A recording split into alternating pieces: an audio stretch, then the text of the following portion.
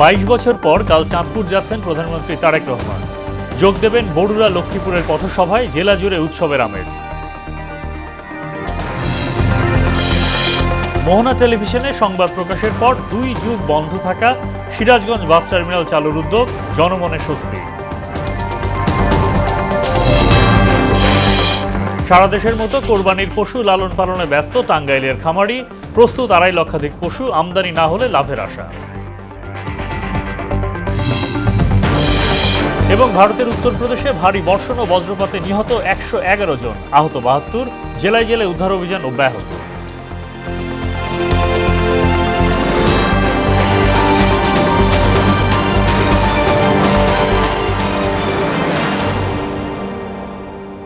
আসসালামু আলাইকুম, মোহনা সংবাদে সবাইকে স্বাগত। এতক্ষণ শুনছিলেন শিরোনাম, পুরো সংবাদের সঙ্গে আছে মোহাম্মদ সাইফুল ইসলাম খান। 22 বছর পর কাল চাঁদপুর সফরে যাচ্ছেন প্রধানমন্ত্রী তারেক রহমান। এই সফর ঘিরে জেলা জুড়ে এখন উৎসবের আমেজ। জোরদার করা হয়েছে নিরাপত্তা ব্যবস্থা। চাঁদপুরবাসীর প্রত্যাশা, সরকার প্রধানের সফরের মাধ্যমে জেলার পর্যটন, নদীভিত্তিক অর্থনীতি ও উন্নয়ন কার্যক্রম নতুন গতি আনবে। মোহাম্মদ ফাহাদের প্রতিবেদন, জানাচ্ছেন মিশাল বিনতে আনোয়ার। দীর্ঘ 22 বছর পর ইলিশের রাজধানী চাঁদপুরে যাচ্ছেন প্রধানমন্ত্রী তারেক রহমান। পথিমধ্যে কুমিল্লার বরুড়া এবং লক্ষ্মীপুরে আয়োজিত পথসভায় যোগ দেবেন তিনি। তার সফরকে ঘিরে পুরো জেলা জুড়ে বিরাজ করছে উৎসবের আমেজ। শহর থেকে গ্রাম সব জায়গায় টাঙানো হয়েছে শুভেচ্ছা সংবলিত ব্যানার, ফেস্টুন ও তরুণ। দলীয় নেতাকর্মীরা অব্যাহত রেখেছেন আনন্দ মিছিল। আমাদের প্রিয় নেতা তারেক রহমান চাঁদপুরে আসছে, এটা আমাদের সৌভাগ্যের ব্যাপার।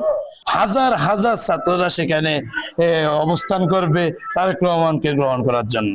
প্রধানমন্ত্রীর এই আগমনেই নদী কেন্দ্রিক পর্যটন, আধুনিক মৎস্য অবতরণ কেন্দ্র ও খাল পুনর্খননের মাধ্যমে জেলার অর্থনৈতিক সম্ভাবনা আরও বাড়াবে বলে মনে করছেন সচেতন মহল।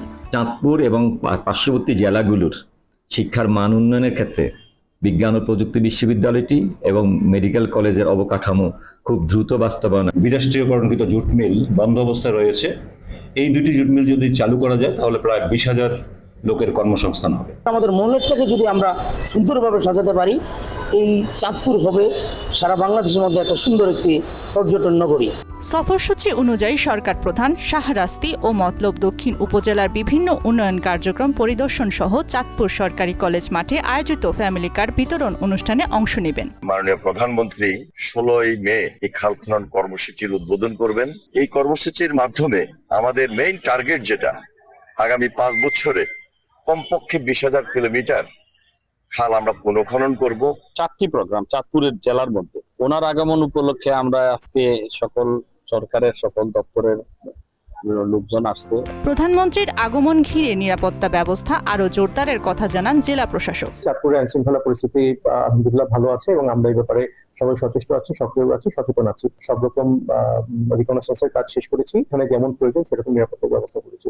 ইনশাআল্লাহ আমরা মাননীয় প্রধানমন্ত্রী চাঁদপুর সফর সফল করতে পারব। প্রধানমন্ত্রীর এই সফর চাঁদপুরের নদী, পর্যটন ও উন্নয়নের সম্ভাবনার নতুন দুয়ার খুলবে বলে প্রত্যাশা সবার। মিশাল বিনতে আনোয়ার, মোহনা সংবাদ। সুপ্রিম কোর্ট আইনজীবী সমিতির 2026-27 সেশনে নির্বাচনে সভাপতি পদে বিজয়ী হয়েছেন নোয়াখালী 1 আসনের এমপি এবং বিএনপির যুগ্ম মহাসচিব ব্যারিস্টার AM মাহবুবউদ্দিন খোকন। আর সম্পাদক পদে 2582টি ভোট পেয়ে জয়ী হয়েছেন একই প্যানেলের মোহাম্মদ আলী। বৃহস্পতিবার রাত 2টোর দিকে ফলাফল ঘোষণা করেন নির্বাচন সাব কমিটির আহ্বায়ক বিচারপতি মিফতাউদ্দিন চৌধুরী। নির্বাচনে 14টি পদের বিপরীতে বিএনপি সমর্থিত প্যানেল বিজয়ী হয়েছে 13টিতে। অপরদিকে জামায়াত সমর্থিত প্যানেল পেয়েছে 1টি পদ। এর আগে 2 দিনব্যাপী নির্বাচনে ভোট পড়েছে 4048টি।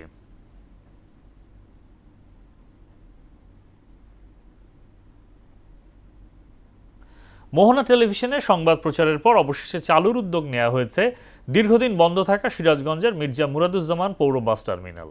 প্রায় 2 যুগ ধরে পরিত্যক্ত অবস্থায় পড়ে থাকা কোটি টাকার এই স্থাপনাটি পুনরায় সচল করতে মাঠে নেমেছে জেলা ও পৌর প্রশাসন।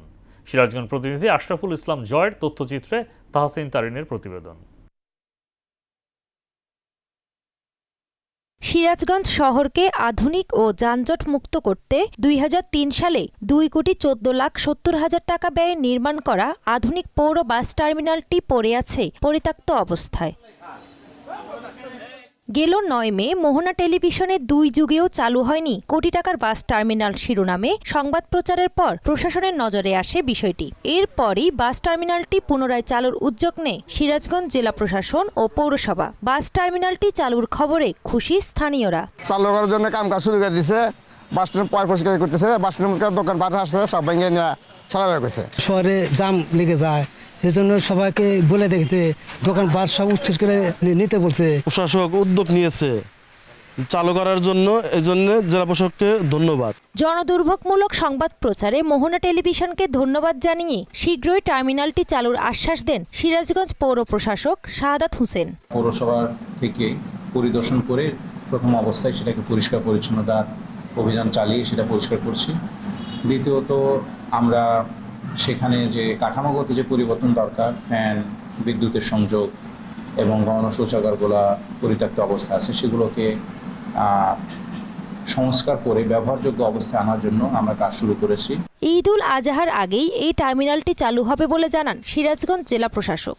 পৌরসভার মাধ্যমে আমরা মেরামত করছি এবং সেই কাজ পরিদর্শনের জন্য আমি ইতিমধ্যে গিয়েছিলাম এবং আমরা আশা করছি যে ঈদের আগেই আমাদের এই মির্জা মুরাদুজ্জামান বাস স্ট্যান্ডের সকল বাস সেখানে চলে যাবে।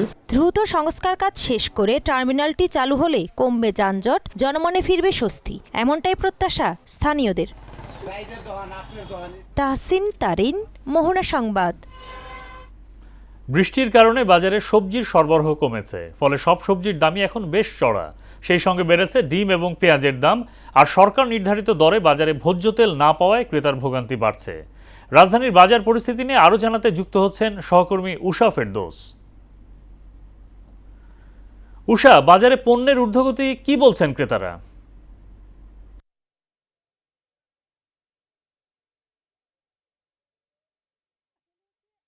যেটি প্রথমে বলতে চাই যে দীর্ঘদিন ধরেই মূল্যস্ফীতির যে প্রভাব, সেই প্রভাবে কিন্তু মানুষের স্বাভাবিক জীবনযাত্রা ব্যাহত হচ্ছে এবং আমরা যখনই হচ্ছে বাজারে সাধারণ মানুষকে আসতে দেখি, তারা হচ্ছে প্রথমে থরে থরে সাজানো সবজি দেখে স্বস্তি পায়, কিন্তু যখনই কিনতে যায় তখন হচ্ছে তাদের না বিশ্বাস ওঠে। আমি যদি আপনাকে বলি যে হচ্ছে বাজারে প্রত্যেকটি সবজি হচ্ছে 80 থেকে 100 টাকা, বেশিরভাগ সবজি শতকের গড়ে, এবং বেগুন হচ্ছে 120 টাকা ছাড়িয়েছে। আবার হচ্ছে বেগুনের মতো কিছু কিছু কাকরোল জাতীয় যে সবজিগুলো, সেগুলো 120 টাকা। তো আসলে এরকম দাম দিয়ে হচ্ছে যারা নিম্নবিত্ত বা সীমিত আয়ের মানুষ, তাদের কিন্তু আসলে সংসার চালাতে হিমশিম খাচ্ছে এবং হচ্ছে বাজারে এসে অনেকেই অর্ধেক যেই পরিকল্পনা নিয়ে তারা আসে যে সবজি বা যে পণ্যগুলো তারা কিনবে, অনেকে কিন্তু অর্ধেক কিনেই বাড়ি ফিরে যাচ্ছেন এবং হচ্ছে আগে যেখানে 1 কেজি কিনতেন সেখানে এখন অর্ধেক মানে হাফ কেজি কিনে বাড়ি ফিরে যায়। এবং হচ্ছে আমি যদি গরিবের যে প্রোটিন, ব্রয়লার মুরগি বা হচ্ছে ডিমের কথা বলি, ডিম হচ্ছে হঠাৎ করেই হচ্ছে লাগামহীন দাম, প্রথমে হচ্ছে 120, তারপরে হচ্ছে 140, আজকের বাজারে হচ্ছে 150 টাকা ডজন বিক্রি হচ্ছে। এবং ব্রয়লার মুরগি হচ্ছে দীর্ঘদিন থেকেই, গত রোজার ঈদের আগ থেকে যে বেড়েছে সেটি এখন পর্যন্ত কমেনি। ব্রয়লার মুরগি 200 টাকা বা কোনো বাজারে 200 টাকার ওপরে বিক্রি হচ্ছে কেজি। আর গরুর মাংস তো হচ্ছে আসলে ধরা ছোঁয়ার বাইরে। তো এবং হচ্ছে আবার ভোজ্য তেলের কথা যদি আমি বলি, সেক্ষেত্রে হচ্ছে সয়াবিন তেলের বাজার এখনো স্বাভাবিক হয়নি। সরকার 4 টাকা করে লিটারের দাম বাড়িয়েছে, খোলা তেলের দাম বাড়িয়েছে, কিন্তু তারপরে হচ্ছে বাজার এখনো পর্যাপ্ত সরবরাহ নেই। আর হচ্ছে বাড়তি দামেই কিন্তু এখন বিক্রি হচ্ছে, তারপরেও বাজারে পর্যাপ্ত সরবরাহ নেই। তো সেক্ষেত্রে বাজারের যে মানুষ ক্রেতা আসছে, তারা বলছে যে এখানে একটি বড় ধরনের সিন্ডিকেট কাজ করছে এবং সরকারকে তারা বারবার হচ্ছে এই সিন্ডিকেট ভাঙার জন্য দাবি জানাচ্ছে এবং হচ্ছে বাজারের যেই তদারকি, সেটি হচ্ছে তদারকি করার জন্য তারা বলছে। এবং কৃষক পর্যায়ে, ভোক্তা থেকে ভোক্তা পর্যায়ে আসতে যে 4-5টি হাত বদল হয়, সেই হাতগুলো যদি কমিয়ে আনা যায় এবং হচ্ছে মধ্যস্বত্বভোগীদের যে দৌরাত্ম্য, সেটি যদি কমানো যায়, তাহলে হয়তো বা বাজার পরিস্থিতির আরও উন্নতি হবে, কিংবা হচ্ছে সাধারণ মানুষ যারা মধ্যবিত্ত বা নিম্নবিত্ত, যারা নিম্ন আয়ের সীমিত আয়ের মানুষ, তারা হয়তো হচ্ছে কিছুটা স্বাভাবিক জীবন ফিরে পাবে। কারণ হচ্ছে আমরা দেখি যে মূল্যস্ফীতি এখন প্রায় 9-এর আশেপাশে। তো হচ্ছে প্রতিনিয়ত মূল্যস্ফীতির যে দখল, সেটি হচ্ছে আসলে সাধারণ মানুষকে এক ধরনের ভোগান্তিতে ফেলে দিচ্ছে। আবার হচ্ছে উৎপাদনকারী যারা, তারাও দাম পাচ্ছে না, আবার হচ্ছে বাজারে এসে যারা সাধারণ ক্রেতা, তারা হচ্ছে অনেক বেশি উচ্চ মূল্যে পণ্য কিনতে হচ্ছে। এই যে মাঝখানের যে জায়গাটা আছে সেই জায়গাটা যদি হচ্ছে সরকার যদি এই সিন্ডিকেটগুলো ভেঙে দিতে পারতো তাহলে হয়তো বা হচ্ছে সাধারণ যে মানুষ তারা হচ্ছে অনেক কম দামে পণ্য কিনতে পারতো। যেমন হচ্ছে যে আমাদের কৃষি প্রধান দেশের যে কৃষি পণ্যগুলো আছে সেগুলো কিন্তু এখন হচ্ছে অনেক মানে সীমিত আয় নাগালের বাইরে। তো সেই পর্যায়ে হচ্ছে কৃষক পর্যায়ে যদি সরকার একটি দাম নির্ধারণ করে দেয় এবং সেই দামে কৃষক বিক্রি করে এবং হচ্ছে মাঝখানে যে 4টি হাত বদল হয় সেই হাতগুলো যদি কমিয়ে দেওয়া যায় সেক্ষেত্রে হচ্ছে সাধারণ মানুষ কিছুটা হচ্ছে অল্প দামে পণ্য কিনতে পারবে বলে মনে করছেন। তো এই ছিল আমার কাছে বাজার থেকে সর্বশেষ। ধন্যবাদ উষা। 24 ঘন্টায় হামে আরও 7 জনের মৃত্যু হয়েছে। এ সময় হাসপাতালে ভর্তি হয়েছে 1518 জন। বিকেলে স্বাস্থ্য অধিদপ্তরের নিয়মিত সংবাদ বিজ্ঞপ্তিতে এই তথ্য জানানো হয়। এতে বলা হয় 15 মার্চ পর্যন্ত থেকে এখন পর্যন্ত সারা দেশে হাম ও এর উপসর্গে 439 জনের মৃত্যু হয়েছে, আর 53,056 জনের মধ্যে হামের উপসর্গ পাওয়া গেছে। হামে প্রাণহানির জন্য অপুষ্টিকেই দায়ী করছেন চিকিৎসকরা। তবে টিকা দেওয়ার কারণে শিশুদের প্রতিরোধ ক্ষমতা বাড়ছে উল্লেখ করে শিগগিরই প্রাদুর্ভাব কমার আশা জানিয়েছেন তারা। জন্মের 6 মাস থেকে শিশুদের মাতৃদুগ্ধ পান করানোর পরামর্শ দেন চিকিৎসকরা। আরও জানাচ্ছেন উষা ফেরদৌস। করোনা মহামারীর ধাক্কায় বিশ্বজুড়ে প্রায় 3 কোটি শিশু নিয়মিত হামের টিকা থেকে বঞ্চিত হয়। এর ফলে 2024 সালে বিশ্বের 59টি দেশে বড় ধরনের হামের সংক্রমণ ছড়িয়ে পড়ে। বিশ্ব স্বাস্থ্য সংস্থা সতর্ক করে বলছে, কোন সম্প্রদায়ের অন্তত 95% শিশুকে 2 ডোজ টিকার আওতায় আনা না গেলে হামের মহামারী প্রতিরোধ অসম্ভব। বাংলাদেশও এবছর হামের প্রাদুর্ভাবে দিশেহারা। হাসপাতালগুলোতে আক্রান্ত শিশুদের করুণ আর্তনাদ। হাম ও এর উপসর্গে রোগীর সংখ্যা 50,000 ছাড়িয়েছে, আর মৃত্যু 4 শতাধিক। জ্বর আর ঠান্ডা ছিল, এরপরে হচ্ছে 1-2 দিন পরে কাশি হয়েছে। ডক্টরের কাছে নিয়েছি শিওর হবার জন্য, দেন হচ্ছে ডক্টর বলেছে হসপিটালাইজড করতে হবে। এখন শ্বাসকষ্ট হচ্ছে, তারপর সর্দি জ্বর কাশি আছে, খাবার খেলে বমি করে। জ্বর কমতেছে না, পাতলা পায়খানা বমি, তারপর ভর্তি করাছে, কালকে থেকে ধরা গেছে যে হাম। ভাইরাসের বিরুদ্ধে কোনো সুনির্দিষ্ট অ্যান্টিভাইরাল বা কার্যকর ওষুধ নেই, তাই শিশুদের পুষ্টিহীনতাকেই হামের জন্য অনেকাংশে দায়ী করছেন চিকিৎসকরা। হামে কয়টা মানে ম্যাক্সিমাম মারা যাচ্ছে, কিন্তু যারা পুষ্টিহীনতা তাদের, তাহলে আমরা পুষ্টিটাকে যদি ইমপ্রুভ করতে পারি, নাম্বার 1, বিশেষ করে গর্ভবতী মা স্বাস্থ্য ভালো না হয় তাহলে তার যে সন্তান জন্ম নেবে সেই সন্তানটা পুষ্টিহীনতার কারণে দুর্বল থাকবে এবং তার রোগ হওয়ার সম্ভাবনা অনেক বেশি। প্রথম 6 মাস বাচ্চাকে এক্সক্লুসিভ মায়ের দুধ খেতে হবে, 1 ফোঁটা পানি দেওয়া যাবে না। টিকার কারণে শিশুদের রোগ প্রতিরোধ ক্ষমতা বাড়ছে উল্লেখ করে শিগগিরই প্রকোপ কমার বিষয়ে আশাবাদী তারা। দেশে কিন্তু ইনশাল্লাহ কমবে। কেন কমবে? এই সরকারের একটা বড় সাফল্য, 2 মাস বয়সী একটা নবীন সরকার যেই দ্রুত টিকা 90%-এর কাছাকাছি চলে গেছে। সুতরাং ন্যাচারালি তাদের 4 সপ্তাহ লাগে অ্যান্টিবডি ডেভেলপ করতে, অ্যান্টিবডি ডেভেলপমেন্ট শুরু হয়ে গেছে। 2.5 দশকে কখনো দেশে হামের সংক্রমণ 50,000 ছাড়ায়নি। এর আগে হামের সর্বাধিক রোগী পাওয়া গিয়েছিল 2005 সালে 25,934 জন। উষা ফেরদৌস, মোহনা সংবাদ, ঢাকা। ঈদুল আজহা উপলক্ষে আজ 25শে মে অগ্রিম টিকিট বিক্রি শুরু করেছে রেলওয়ে। সকাল 8টা থেকে দেয়া হয় পশ্চিমাঞ্চলের এবং দুপুর 2টায় দেয়া হবে পূর্বাঞ্চলের টিকিট। শতভাগ টিকিট মিলবে অনলাইনে। এদিকে বৃহস্পতিবার ট্রেনের আগাম বিক্রির দ্বিতীয় দিনের শুরুর 1 ঘন্টাতেই শেষ সব টিকিট। প্রতিটি টিকিটের জন্য অনলাইনে কয়েক হাজার হিট পড়ে। অন্যদিকে কালোবাজারি ঠেকাতে কঠোর অবস্থান রয়েছে রেল কর্তৃপক্ষ। কালোবাজারির চেষ্টা করলে 6 মাসের সশ্রম কারাদণ্ড ও অর্থদণ্ডের মুখোমুখি হতে হবে বলে জানান কমলাপুর স্টেশন মাস্টার। রেলের সাইবার টিম যারা আছে, যারা রেলের জিআরপি এবং আরএনবি টিম আছে, প্রত্যেকটা টিমই সার্বক্ষণিকভাবে কাজ করছে কালোবাজারি রোধে, এবং তারা মনিটরিং করছে কোথায় কি হচ্ছে না হচ্ছে। বাংলাদেশ যে আইন আছে সেই আইন অনুযায়ী আমরা জিআরপির কাছে হ্যান্ড ওভার করি বা জিআরপি ধরে এটা কোর্টে চালানোর মাধ্যমে নির্দিষ্ট আইনের মাধ্যমে তাদের বিচার কাজ সম্পন্ন। এটা 6 মাস থেকে 1 বছর বা 2 বছরও জেল হতে পারে। ঈদুল আজহা উপলক্ষে টাঙ্গাইলে 2,34,000 কোরবানির পশু প্রস্তুত করা হয়েছে। জেলার চাহিদা মিটিয়ে উদ্বৃত্ত পশু ঢাকাসহ বিভিন্ন স্থানে পাঠানো হবে। প্রাকৃতিক উপায়ে ও দেশীয় স্বাস্থ্যসম্মত খাবারের মাধ্যমে গরু মোটাতাজাকরণে খামারিরা এখন ব্যস্ত। শেষ মুহূর্তের প্রস্তুতি নিয়ে। প্রতিবেশী দেশ থেকে পশু আমদানি না হলে লাভের আশা তাদের। মীর আনোয়ার হোসেন টুটুলের প্রতিবেদন, জানাচ্ছেন মাহমুদা আক্তার। টাঙ্গাইল জেলার বিভিন্ন উপজেলায় কোরবানি ঈদকে সামনে রেখে পশু মোটাতাজাকরণ ও পরিচর্যা করছে প্রান্তিক খামারিরা। কোনো প্রকার ইনজেকশন বা কৃত্রিম ওষুধ ব্যবহার না করে সম্পূর্ণ দেশীয় পদ্ধতিতে প্রস্তুত করা হয়েছে 2,34,000 পশু। স্থানীয় চাহিদা মিটিয়ে এসব পশু রাজধানী সহ দেশের বিভিন্ন প্রান্তে কোরবানির চাহিদা পূরণ করবে। প্রাকৃতিক উপায়ে মোটাতাজা করা দেশীয় জাতের পশুর চাহিদা বেশি। ঈদের আগে প্রতিবেশী দেশ থেকে যদি পশু আমদানি করা না হয় তাহলে এবার লাভবান হবার আশা করছেন খামারিরা।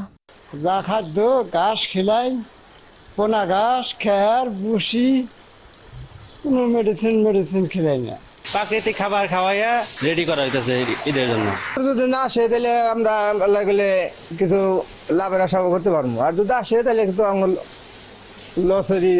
পার্শ্ববর্তী রাষ্ট্র ভারত, মায়ানমার এই সমস্ত এলাকা থেকে যদি বাংলাদেশে গরু আসে তাহলে বাংলাদেশের প্রান্তিক যে খামারিরা তারা অবশ্যই ক্ষতিগ্রস্ত হবে। প্রাকৃতিক উপায়ে পশু মোটাতাজাকরণে খামারিদের পরামর্শ দিয়ে সহায়তা করছে প্রাণী সম্পদ অধিদপ্তর। নজরদারি করেছি যে কোনোভাবে যেন স্টেরয়েড জাতীয় বা বিদেশি যে নিষিদ্ধ যে পাম বড়ি এগুলো যেন আমাদের খামারিরা ইউজ না করে। এই জন্য আমাদের মনিটরিংটি প্রত্যেক উপজেলায় কাজ করছে এবং আমরাও বিভিন্নভাবে খামারিদেরকে সচেতনামূলকভাবে প্রশিক্ষণ দিচ্ছি। কোরবানির জন্য প্রস্তুত টাঙ্গাইলের সকল গবাদি পশু সুস্থ এবং স্বাস্থ্যসম্মত বলে দাবি সংশ্লিষ্টদের। মাহমুদা আক্তার, মোহনা সংবাদ।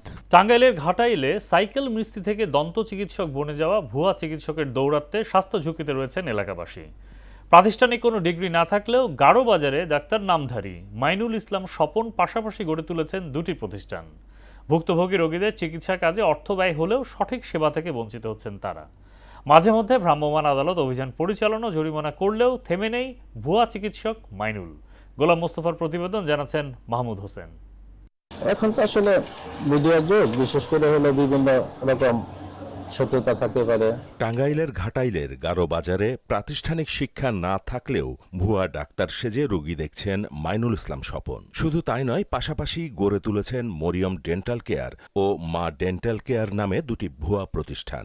মাধ্যমিকের গণ্ডি পার না হওয়া সাইকেল মিস্ত্রি নামের আগে ডাক্তার বা ডেন্টিস্ট লিখে সহজ সরল মানুষের সাথে করছেন প্রতারণা। দন্ত চিকিৎসকের ছদ্মবেশে দাঁত তোলা ও বাঁধানোর মতো ঝুঁকিপূর্ণ কাজও করছেন। সেবা নিতে এসে প্রতিনিয়ত ভোগান্তির শিকার হচ্ছেন দন্তরোগীরা। অভিযোগ পেয়ে ভ্রাম্যমাণ আদালত কয়েক দফা প্রতারণাকারী ডেন্টাল প্রতিষ্ঠানের বিরুদ্ধে অভিযান চালিয়ে লাখ টাকা জরিমানাও করে। কিন্তু এক মাস ঘুরতে না ঘুরতেই পরিস্থিতি সামলে দাঁতের চিকিৎসায় আবারও চেম্বারে বসেন স্বপন। 38,000 টাকা নিয়ে যে কাম করছে এই কামে আমার দাঁত ঠিক করে দাঁতে যে অন্যায় টোটালি ভেঙে ভরিয়ে গেছে। আমি আর কি করব? কিন্তু আসলে উনি ডাক্তার কিনা এটা বিশ্বাস হইতেছে না, কিন্তু অরিজিনাল ডাক্তার হইলে তো কাজ হইতো। আমরা যতটুকু জানি উনি আসলে ডাক্তার না, উনি বিগত দিনে সাইকেলের ব্যাপার ছিল। উনি কারো সাথে থেকে কোন ডাক্তারের সাথে কিছুদিন থেকে ডাক্তারি করে। স্বপন ডাক্তারের ওরকম আসলে আমার জানা মতে মানে সার্টিফিকেট সম্ভবত তার নাই। তারপরেও যদি কোনো সার্টিফিকেট কোথাও নিয়ে থাকে সেটা উনি ভালো বলতে পারেন। এই বিষয়ে জানতে মরিয়ম ডেন্টাল কেয়ারে সাংবাদিকরা গেলে স্বপনের স্ত্রী আয়েশা তাদের ভয়ভীতি দেখিয়ে বলেন, এমপি, মন্ত্রী, প্রশাসন সব তাদের লোক। বড় বড় লেভেলের লোক, আমার এসআই আছে, ভাইনা প্রায় 3 ঘন্টা অপেক্ষার পর ডাক্তার নামধারী স্বপনের দেখা মিললেও ক্যামেরার সামনে কথা বলতে রাজি না হলেও মিষ্টি খাওয়ানো ও অর্থের প্রলোভন দেখান।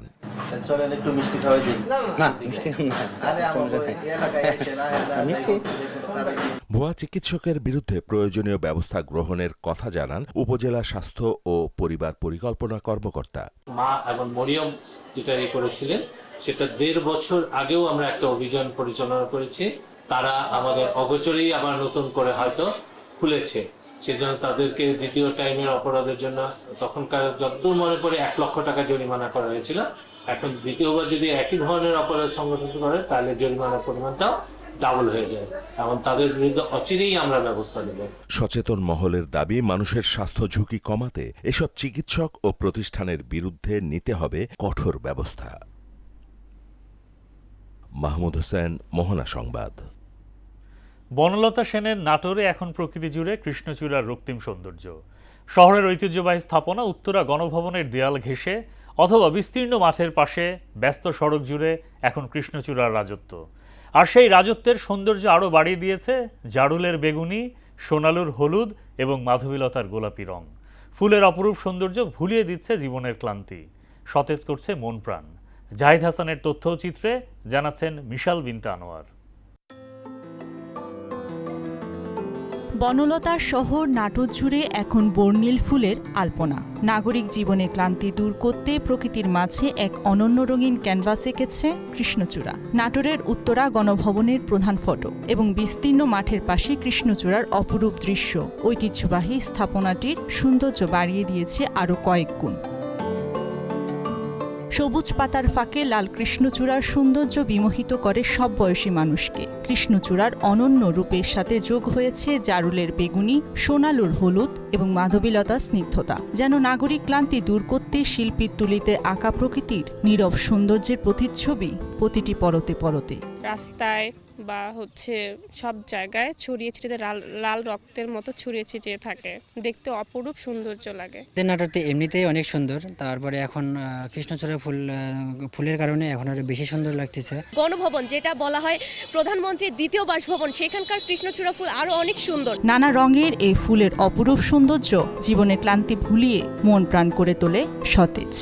লাল কৃষ্ণচূড়ার রক্তিম আবহাওয়া যেদিকে চোখ যায় সেদিকে আমাদেরকে অনেক মুগ্ধ করছে। গোটা শহরটাতে অন্যরকম একটা মাত্রা চলে এসেছে, অনেক সুন্দর লাগতেছে। কৃষ্ণচূড়ার এই আগুন ঝরা রূপ সকলকে বিমোহিত করেছে বলে জানান এই কর্মকর্তা। কৃষ্ণচূড়ার গাছ আমরা মাঠে ঘাটে মানুষের বাড়িতে রাস্তার ধারে এই গাছটি দেখতে পাই। আসলে এর সৌন্দর্যে সকলেই বিমোহিত হয়, মনে হয় যে গাছে আগুন লেগেছে। আমাদের দেশে আসলে এই যে কৃষ্ণচূড়া, এটি আসলে প্রকৃতির একটি অকৃত্রিম বন্ধু এবং সৌন্দর্যের প্রতীক বলে আমরা মনে করছি। নানান ফুলের সমারোহ ব্যস্ত নগরীতে এনে দেয় স্বস্তির নিঃশ্বাস, যা জীবনকে করে আরও সুন্দর। এই রঙিন রূপ বজায় থাকুক বছর জুড়ে, এমনটাই প্রত্যাশা সকলে।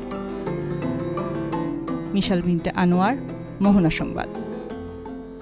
এবার সারা দেশে অনুষ্ঠিত সভা সমাবেশ নিয়ে প্রতিনিধিদের পাঠানো তথ্য ও চিত্রে ডেস্ক রিপোর্ট। লেনদেন হচ্ছে ক্যাশলেস, এগিয়ে যাচ্ছে বাংলাদেশ। এই স্লোগানে কিশোরগঞ্জে ক্যাশলেস সুবিধা চালু করেছে পূবালী ব্যাংক পিএলসি। সাতক্ষীরায় মরহুম একেএম আনিসুর রহমান ও মরহুম আলামিন কবির চৌধুরী ডেভিড স্মৃতি ক্রিকেট টুর্নামেন্টের ফাইনাল খেলা ও পুরস্কার বিতরণী অনুষ্ঠিত হয়েছে। সরকারি লক্ষ্য ও উদ্দেশ্য বাস্তবায়নে নাটোরের গুরুদাসপুর উপজেলা মসিন্দা ইউনিয়ন পরিষদ সদস্যদের সাথে মতবিনিময় সভা করেছেন জেলা প্রশাসক। গাজীপুরের কালিয়াকৈরে 2025-26 অর্থ বছরে গ্রামীণ অবকাঠামো রক্ষণাবেক্ষণ ও সংস্কার কর্মসূচির আওতায় 9টি ইউনিয়নের উন্নয়ন প্রকল্পের চেক বিতরণ করেন গাজীপুর 1 আসনের সংসদ সদস্য মুজিবুর রহমান। ময়মনসিংহ সিটি কর্পোরেশনের সাংবাদিকদের নিয়ে বিভিন্ন বিষয়ে মতবিনিময় করেছেন রেল ও সড়ক পরিবহন প্রতিমন্ত্রী হাবিবুর রশিদ।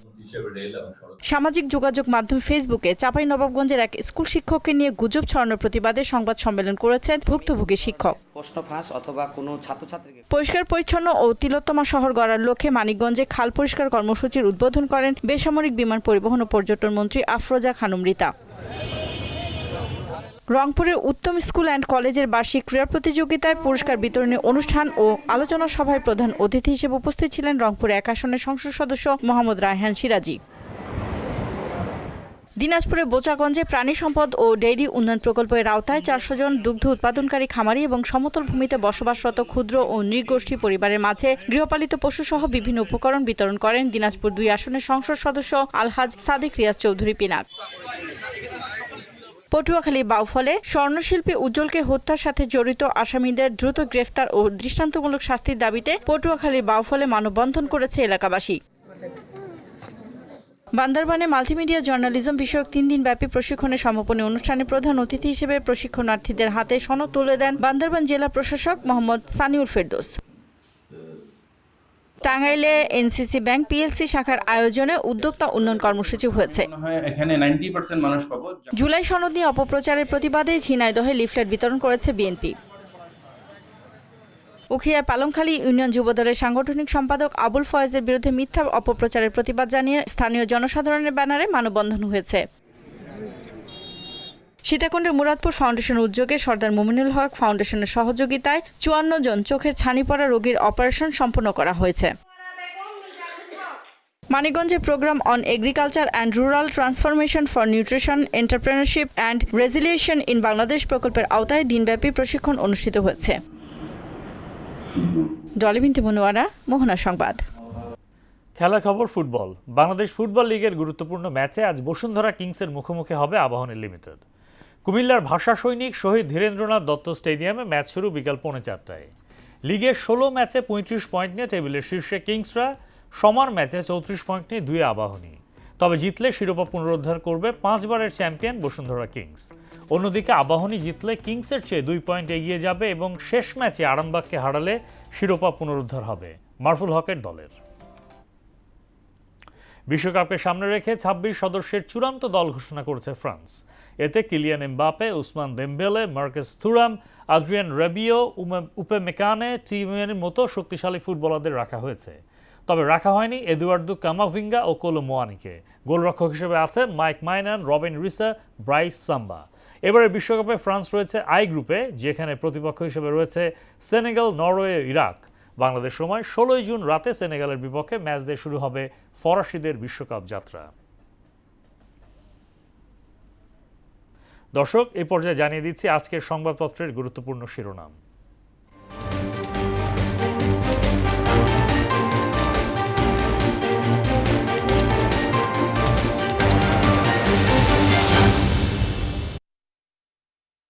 শুরুতেই প্রথম আলো শিরোনাম করেছে ডিজিটাল স্ক্রিনে অতিরিক্ত সময় কাটাচ্ছে শিশুরা, শিশুদের স্বাস্থ্যে প্রভাব। ঢাকার শিশুরা দিনে 5 ঘন্টা থাকে ডিজিটাল স্ক্রিনে। এছাড়া তারা ময়লা বাণিজ্য নিয়ে একটি প্রতিবেদন করেছে। আওয়ামী লীগের দেখানো বনানী মডেল বহাল। এছাড়া তারা বলছে হাম নিয়ে এর আগে থেকেই ভর্তি, পড়ে এলো বোন। দৈনিক ইত্তেফাক শিরোনাম করেছে নির্দলীয় স্থানীয় সরকার নির্বাচন নিয়ে প্রস্তুতি শুরু নির্বাচন কমিশন ও দলগুলোর। এছাড়া যানজট নিরসন ও ট্রাফিক ব্যবস্থাপনা আধুনিকায়নে প্রধানমন্ত্রীর গুরুত্বারোপ। তারাও একই করেছে, ঘন্টার পর ঘন্টা স্ক্রিনে শিশুদের চোখ, কমছে ঘুম, বাড়ছে ওজন। দৈনিক সমকাল শিরোনাম করেছে কৃষকের ক্ষতির পেছনেও বিএডিসির বীজ। এছাড়া স্ক্রিনে বেশি সময় কাটাচ্ছে শিশুরা, বাড়ছে স্বাস্থ্য ঝুঁকি, আইসিডিডিআরবির গবেষণা। বাংলাদেশ প্রতিদিন শিরোনাম করছে সারা দেশে জাল টাকার ভয়াবহ কারবার, দাম কমেছে পাইকারিতে। এছাড়া তারা বিশেষ প্রতিবেদন করছে জনবিচ্ছিন্ন হয়ে যাচ্ছে রাজনীতি, আর রাজধানীর যানজট নিরসনে প্রধানমন্ত্রীর নেতৃত্বে সভা। যুগান্তর শিরোনাম করেছে বড় অঙ্কের ঋণ নীতিমালা শিথিল, এককভাবে আরও বেশি ঋণ পাবেন উদ্যোক্তারা, কেন্দ্রীয় ব্যাংকের সার্কুলার। এছাড়া হাম কেড়ে নিল আরও 7 শিশুর প্রাণ। তারা বিশেষ প্রতিবেদন করেছে লুটপাটের প্রভাব চামড়ায়, হাজারিবাগ থেকে সাভার ফের দূষণের জালে বন্দী। দৈনিক আমার দেশ তারা শিরোনাম করেছে বাজেট নিয়ে বহুমাত্রিক চ্যালেঞ্জে বাজেট, চূড়ান্তে হিমশিম সরকার। এছাড়া সীমান্ত হত্যাকে রুটিনে পরিণত করেছে বিএসএফ।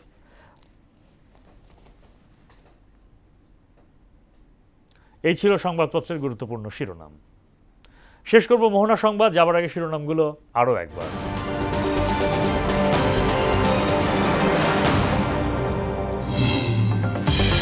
বাইশ বছর পর কাল চাঁদপুর যাচ্ছেন প্রধানমন্ত্রী তারেক রহমান। যোগ দেবেন বরুড়া লক্ষ্মীপুরের পথসভায়, জেলা জুড়ে উৎসবের আমেজ।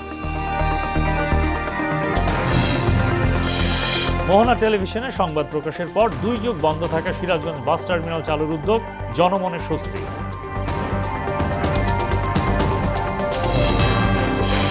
সারা দেশের মতো কোরবানির পশু লালন পালনে ব্যস্ত টাঙ্গাইলের খামারি, প্রস্তুত 2.5 লক্ষাধিক পশু, আমদানি না হলে লাভের আশা।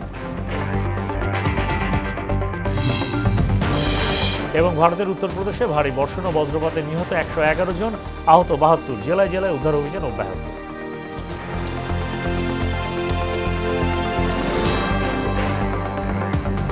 এই ছিল মোহনা সংবাদে। পরবর্তী সংবাদ দুপুর 1টায়। এটাকে বেলা 11টায় দেখুন সংবাদ এক নজরে। মোহনার সবশেষ খবর জানতে ভিজিট করুন www.mohana.tv। সংবাদ দেখতে পারেন ফেসবুক, ইউটিউবেও। এতক্ষণ সঙ্গে থাকার জন্য ধন্যবাদ।